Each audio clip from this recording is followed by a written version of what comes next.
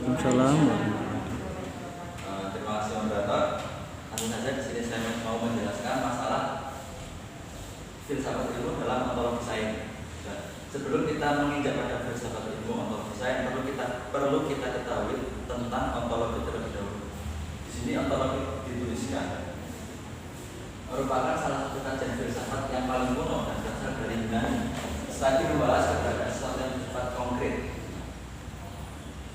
Ontologi ini sendiri terdapat beberapa tokoh-tokoh yang memprakarsai ontologi tersebut. Yang pertama ada Thales, Plato, dan juga Aristoteles.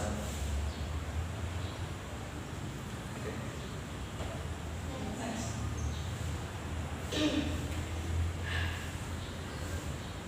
Sudut pandang jika kenyataannya didekati ontologi ini ada dua. Yang pertama ada kuantitatif, di mana kuantitatif itu sendiri yaitu dengan mempertanyakan kenyataan itu tunggal atau jamak, atau dalam artian kita bisa mengambil kesimpulan kalau kuantitatif ini lebih bernilai pada jumlah. Yang kedua ada kualitatif, yaitu dengan mempertanyakan apakah kenyataan atau realitas tersebut memiliki kualitas tertentu, seperti misalnya daun yang memiliki warna kehijauan dengan mawar yang berpengaruh. Di sini dapat disimpulkan kalau kualitatif lebih mengarah ke sesuatu kualitas itu sendiri. Oke, next slide. Dan selanjutnya pengertian ontologi. Ontologi sendiri ini didapat dari dua bahasa. Yang pertama ada on atau ontos, atau yang dalam artian ada atau di. Yang kedua ada logos atau ilmu. Kalau digabungkan, ontologi ini memiliki mana ilmu yang membahas tentang hakikat yang ada, yang merupakan ultimate reality, baik yang berbentuk jasmani, konkret maupun rohani ataupun abstrak.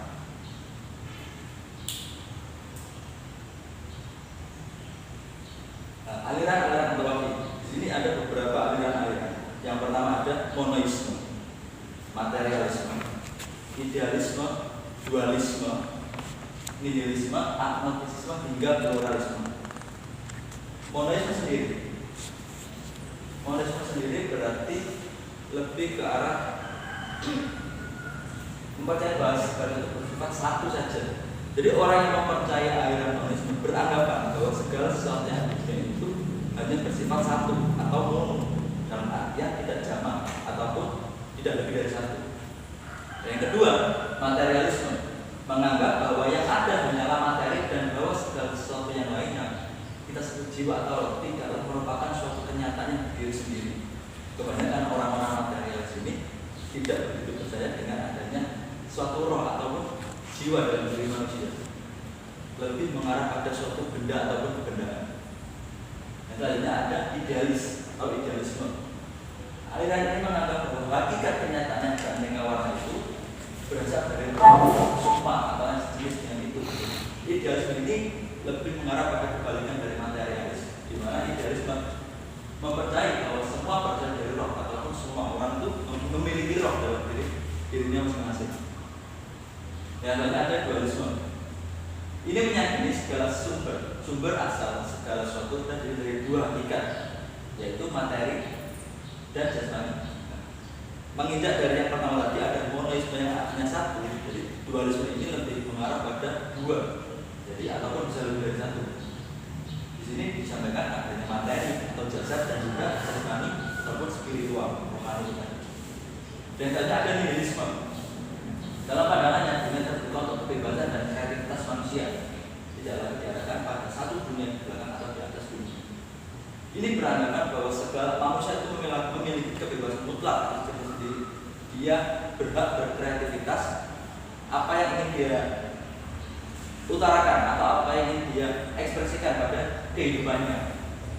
Kedua, biasanya ada agnostisisme atau paham yang mengingkari bahwa manusia mampu mengetahui hakikat yang ada, baik yang berupa materi ataupun yang rohani. Di sini agnostisisme lebih mengarah pada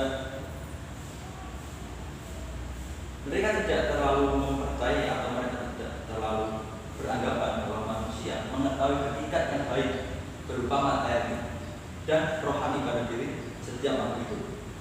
Dan ada pluralisme. pluralisme ini sering kita dengar pada istilah-istilah dalam dunia kemahasiswaan atau dalam dunia aktivis. Pluralisme lebih menyatakan bahwa segala sesuatu itu tidak terdiri dari satu, tidak terdiri dari satu saja, tetapi ada dua substansi atau lebih banyak substansi, tapi yang bersifat independen. Berarti dalam artian mereka mempunyai dapur tersendiri, mereka punya dapur sendiri-sendiri antara substansi satu dengan substansi yang lain.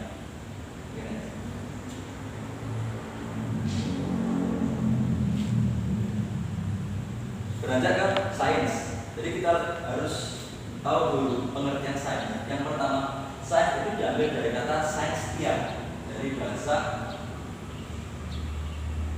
Latin, scientia, berarti pengetahuan.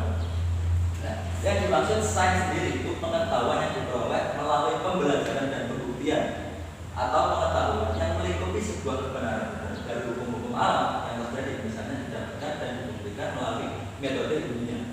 Ilmu sains ini sendiri tidak bisa dikatakan mutlak walaupun tidak ada bukti-bukti yang konkret ataupun bukti-bukti yang mendukung.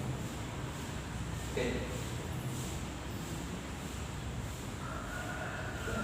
Beranjak pada ontologi sains. Pengertian ontologi sains merupakan sebuah ilmu yang mempelajari tentang hakikat sains, struktur sains, dan karakteristik sains. Jadi tentang hakikat, struktur, dan karakteristik ini akan dijelaskan melalui ontologi sains, yang ilmu sains sendiri itu berisikan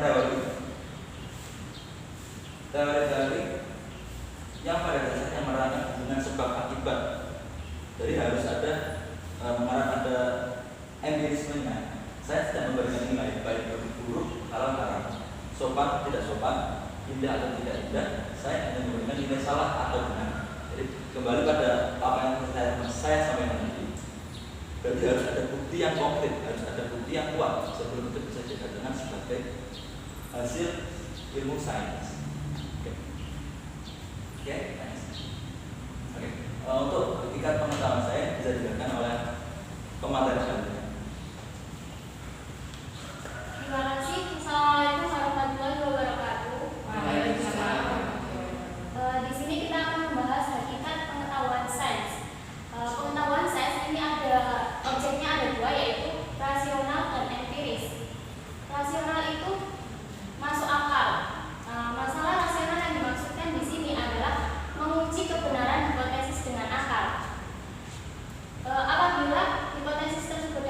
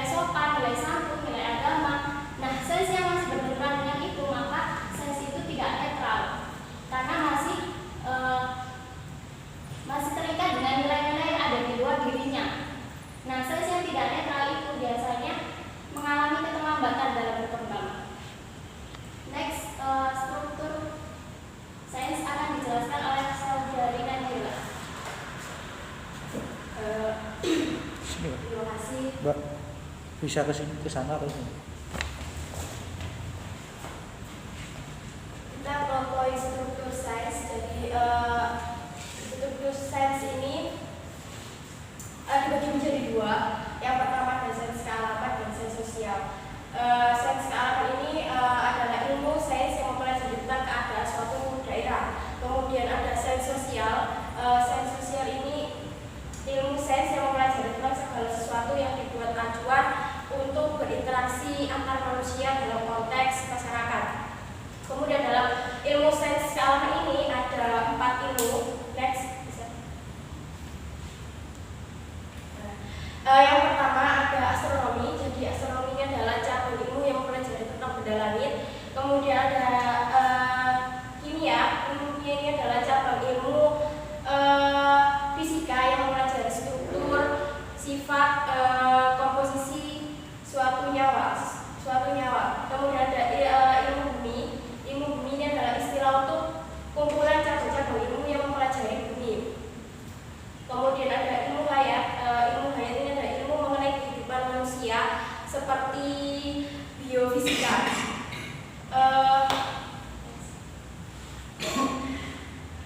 Sains sosial. Sains sosial ini ada 3 ilmu. Yang pertama ada ilmu sosiologi. Ilmu sosiologi ini adalah ilmu yang mempelajari tentang perilaku individu dengan individu dengan kelompok dan kelompok dengan kelompok.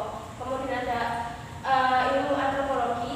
Ilmu antropologi ini adalah ilmu yang mempelajari tentang manusia, baik budaya, perilaku dan keanekaragaman lainnya.